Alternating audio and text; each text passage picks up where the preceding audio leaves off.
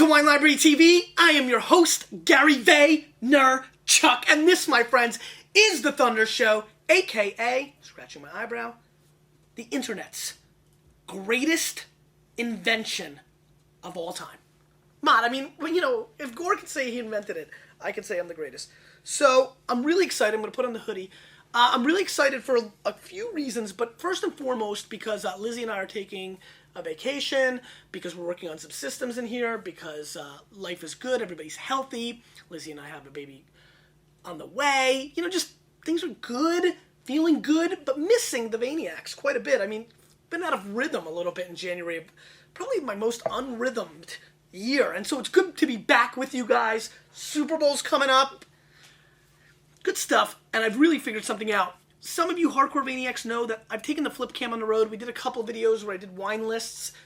Big move this year. I'm doing a lot of traveling, a lot of speaking for the whole business part of my life. You know, the GaryVaynerchuk.com videos. Have you been to GaryVaynerchuk.com? Mott, link that up. So I'm excited about that. And I'm really looking forward to bringing the flip cam and doing a lot of unique episodes with you guys. I think we can do a lot of cool stuff. We can analyze stores. Not sure how that's going to go over. We can definitely analyze lists. I'm going to definitely taste wines. I'm just going to buy. I mean, I don't know. I think there's going to be a lot of fun in the next couple of months. Plus, I've got a lot of great guests, some heavyweights coming. Big open house again in the spring with a major heavyweight celebrity coming. We're going to kill it, Mott. We're going to crush the first one. Second one's kind of lame. Third one's going to kill. It's kind of like WrestleMania. And we're going to focus on the vino, expanding palates, trying different things. We're going to do short shows, long shows. Sorry about this. I'll explain to you why I had to do this. I'm really into this show. I didn't want these wines to go away. We have like nothing of any of them. So, and other than that, Monday's show. Monday's show. If you don't follow me on Twitter, you didn't know about this, so I wanted to wait till I got back on the air. Monday's show for next week, you, the audience, pick the show. I'm going to tape it on Saturday, just so you know. Mott, link up the Wine Library TV fan page on Facebook. Link that up. And in there, we're going to link up two things. The actual fan page and where I created a conversation about what show should I do. I'm going to pick one person from Facebook to do it. So I hope you guys do that. And let's focus on the vino at hand. We're looking at Chardonnay. Now, Chardonnay is pretty funny, right? Like, I diss on it, other people diss on it, because so many people drink Chardonnay, and we're just trying to get you to try new things. And a lot of you drink the KJs and the Clos de Bois, but when you start walking up the ladder of premium, it's starting to come to my attention that Chardonnay may be a value play. All three of these wines are scored 93 points, 93 Spectator, 93 Parker, 93 Spectator. 60 bones on the White Berg. Wouldn't say that's a value play, Mott. 34 and 30, not a value play, but now I'm getting into the P. Diddy, you know, kind of like Jay-Z blinged out kind of level, or, you know, if you're working your face off and you can afford these kind of wines, God bless you. I don't know, 30 to 50 bucks. I'm starting to feel like Chardonnay might be converting and creating better opportunities. There's a lot of crap out there, so it's kind of hard for me to make that kind of broad statement. But there has been a push, in my opinion, on price on so many wines. Chateau de Pop, Priorat, Barossa Shiraz, though they're coming down. And Chardonnays of high quality have kind of stayed in the same room, you know, range. And so we've got three powerhouse. I just wanted, you know what? I just wanted a show where wines really stepped up. France, America, Australia, battling it out to see who really brings the thunder. At 93-point level, head-to-head, Chardonnay throwdown, baby. So, we're going to taste these wines, and I'm really excited about it. Oh, it's coming from over here. Did you see how scared I got? Did I get too scared? Are you guys laughing at me right now? If you rewind in slow-mo, am I like... I think it's a computer over there. Okay. First wine of the day. The most expensive. But I think might not be the oakiest, and so that's why I'm starting with it. 2005, a big-time vintage in Burgundy. This is the Louis Latour. Louis Latour, Chasson Montrachet, comes from the single vineyard, premier cru vineyard of Morgeau. $60 US, 93 points, Wine Spectator. I decided to use the Louis Latour because I think this will be more widely available out there if you guys want to replicate this. Also, I should mention, when are the Oscars, Mott? Do you have any idea? It's in February. In February? I think so too. We're definitely doing a Oscars secret pack. I've gotten like 40 Academy Award secret pack questions. I guess a lot of people want to throw down parties, so I'll try to tape that episode as well. I'm going to look at when the date is of the Oscars. Let's get right into the color. I mean, it is gorgeous. Golden color. Just beautiful. Hope you're enjoying that as much as I am. I think Chassagne-Montrachet is a very interesting place in the world. Maybe it doesn't get as much fame as Puligny-Montrachet, but still, nonetheless, a place that tremendous wine is coming out of, and more red wine. We're down now to about 60-40 in Chassagne of white over red. About 60% of the wine coming out of there, which is about 2 million bottles. So, small, because it's only 850 acres in size, which is pretty small. I mean, some of you right now in Nebraska are living on a farm bigger than that. Gotta pay attention, Mott. It's a small place. 100% Chardonnay, of course, and just a very interesting place that I think is growing really interesting wines. I tend to drink a lot of Chassagne-Montrachet, and I'm excited about trying this wine. I haven't had a Louis Latour in a while, so we'll see what happens here. There are about 900, right? Yeah, wrote it. 900 cases produced of this wine. Let's give this wine a sniffy sniff.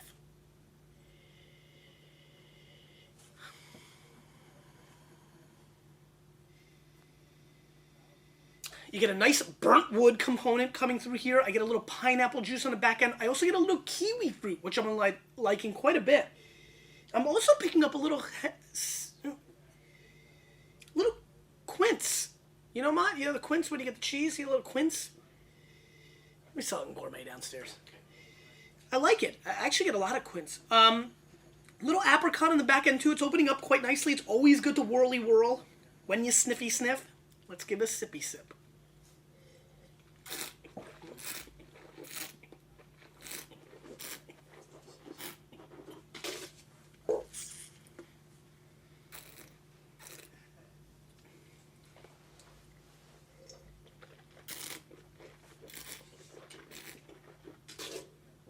Definitely not over oaked like a lot of its cousins, maybe from California or Australia.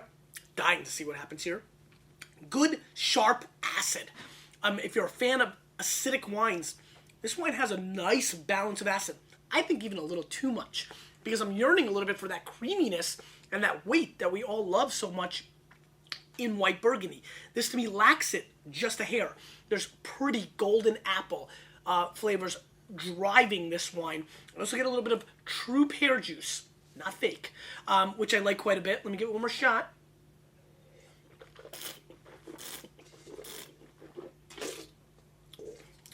I'd be wrong not to mention that it's a medium-bodied wine that lacks a little bit of depth in the mid-palate, believe it or not. Finish is kind of okay. I don't know. I mean, this is really underwhelming. Being somebody who is a big fan of white Burgundy and who traditionally disses on Chardonnays that are over-oaked, this is a time where, I've been noticing this, by the way, a little side note, your palate's allowed to change, people. Not me, not any, and nobody should dictate what you like, and not even your own mindset, if that makes any sense. You think you're graduating towards more interesting wines, you think it's important to like certain wines that other wine experts, whatever that means, sorry, Mott,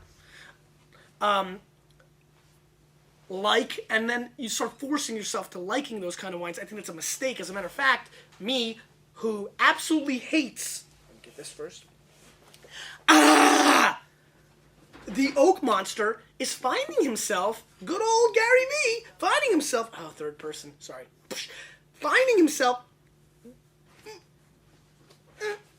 towards oak a little bit. And so this, I would have liked a little creaminess. Show me a little creme brulee. Give me a little buttered popcorn. Not doing it. And because of that, it makes me say, should I really pay 60 bones for this when I can go to the Chablis, which is also 100% Chardonnay from Burgundy, and pay $25 to $32 for wines that taste like this? And that's what I basically went through my mind. In the real x-ray of my brain, I said to myself, I would not buy this for 60 bones. I'll buy a $35 Pinson Chablis and be much happier. I'm going to score this wine 90 points. Though I dissed on it, there are definitely great virtues. I love the acid. It's a complete wine. It's not super disjointed, a little hollow in the mid-palate. Though I like this wine, 60 bones, people. 2005, I would have been upset. 2009, I'm pissed. Let's move on. Dellinger. Unfiltered. They want you to know if it's unfiltered. 2006 Dellinger Russian River Chardonnay. This wine rolls in at 34 US dollars, 93 points Robert Parker. Mainly produced from old Wente clones, which is a really sought-after clone for Chardonnay in California. Old school. Dellinger is one of the real premier Chardonnay producers, but have really been hot, or let me rephrase that, have not really been hot in the last 5 to 7 years. They're so small, they're so allocated, they've gone so much to the restaurant part of business that you don't see it retail often. But, I mean, in its day, I mean, this was the Cyndi Lauper of Chardonnay. I mean, this was the Rubik's Cube, Pitfall. I mean, this rolled deep. I mean, Jelly Shoes. I mean, this was the shiz, S-H-I-Z, of Chardonnay. And we used to have customers, especially in the mid-90s, really roll in and ask for this wine. Totally unfiltered, so you can see it's a little bit cloudier. You see that, Ma? Can we, get through the camera, do you? I know you can see it. Can they see it, Ma? It's not about us. Can you a little bit in comparison? You know what? Give me another glass if you don't mind. Let's make it hardcore. Let's put this down. Let's see if we can do something here. This is the Latour. Come over here. Let's see if we can kind of. Let's see. I'm trying to see how it looks in there for them. I'm trying to see. I mean, probably pretty hard. I mean, yeah. I mean, you can see it's a little. What if you go straight down on me like this? Wow, what if you go straight down on me? Yeah, I guess, you know, a little tough to make it out. But unfiltered gives it a little bit more of a cloudy edge to it. Let's give it a snippy sniff. I open my big mouth. Here comes the burnt wood. I mean, tons of, you know, nuances of a little bit of butter caramel action. Wow, this is really smoky mud. Smell this? I mean, this really is quite smoky, quite woody. Can you smell it? I mean, very wood chip-like. You know, just enormous amounts, right, in comparison. Oh, my. Give me a quick little sip to the Louis Latour. I like that. Yeah, very oaky, guys. If you love that burnt wood, oak, buttered kind of style, Dellinger is definitely delivering it on the nose. Let's give it a whirl.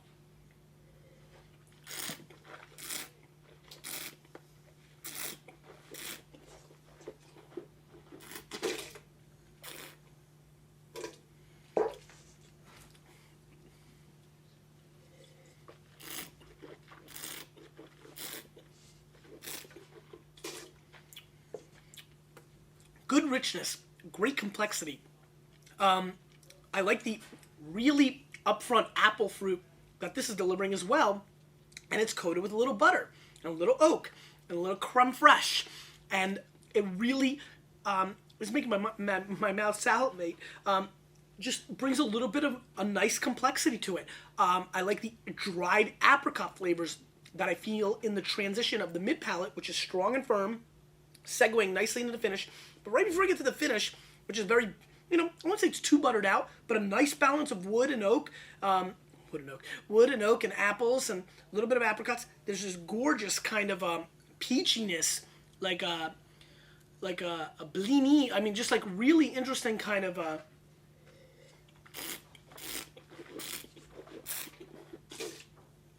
Pretty good, good sharp finish. Really yearning for some cheese now, and/or Captain Crunch. That's for another show. Good balance, good richness, a little bit oakier. I like it slightly more than I like the Chasson Montrachet, because I think I'm yearning towards that style a little bit more. Probably a year ago, if I did the WLTV, I would have went the other way. So this, you know, I'm going to go 90 plus, 91. Let's go 91.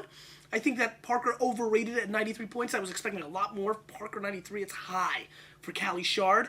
But this is well made and also has a hint of quince, which I like on the back end actually right now. This quince is catching me a little bit today. Buttered, you know, very oaky, definitely that style, but not over the top, gobby, disgusting. Let's move on. Shaw Smith. M3 Chardonnay from Adelaide Hills, which is one of the great places in the world to make Chardonnay. 2007, 93 points Wine Spectator, 30 US bones, 750 cases made of this lovely little Chardonnay. Screw top for a $30 wine. That gets me excited.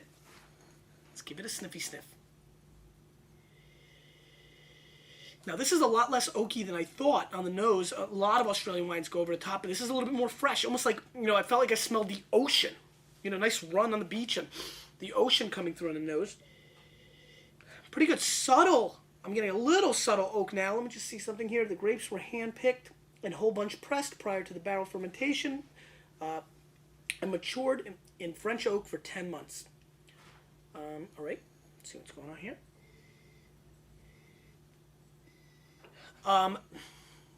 Just classic almonds. Almonds. I'm getting a lot of almond kind of flavor. I don't know, like an almond paste on the nose as well, which I like. Again, apples are prominent here too. If you're an apple fan, you got to look at Chardonnays. Let's give it a whirl.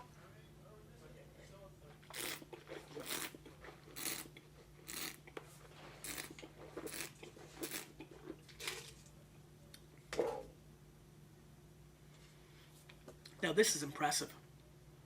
I really, preconceived notions, tend to get crazy about 93 Spectator Australian Chardonnays.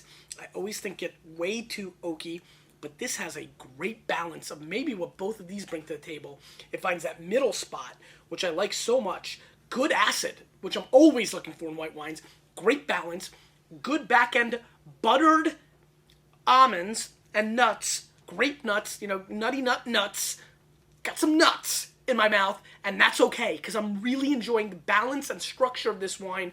This would go amazing with, and now look what's happening.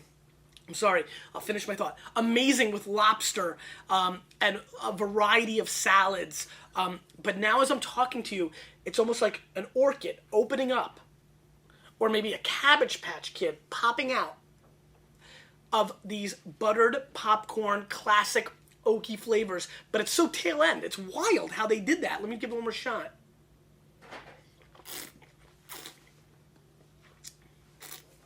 What the heck? Oh, I like this Chardonnay a lot. Kudos to Shaw Smith. Great balance. Really what I look for in Burgundy, with a little hint of Australian sunshine. This is an extremely well-made Chardonnay. I think the Spectator nailed this out of the park. I'm going to go 93 points as well. I think this is a bargain of a wine at 30 bones. And if you are a Chalk Hill, Rombauer, Farniente, Cake Bread, Stag's Leap Cellar, Ramey, Paul Hobbs drinker, you need to go out and find the M3. You like that one, huh? That was clever on the spot. Great wine, awesome way to end it, and Australia wins the throwdown. What do you think about that, Mott? Australia came out swinging, and it didn't care. Great stuff. Question of the day. Don't forget to put in your thoughts for Monday's show in the Facebook fan page. And other than that, things are good. Things are real good. Thank you so much for supporting the Thunder. Oh, Saturday, NPR listeners, Saturday, weekend edition with Scott Simon. I'll be on. Please tune in and pass it on to all your friends. We did a really, really, really fun episode. And that's it. Question of the day. What is your favorite premium Chardonnay that you've ever put directly in your mouth?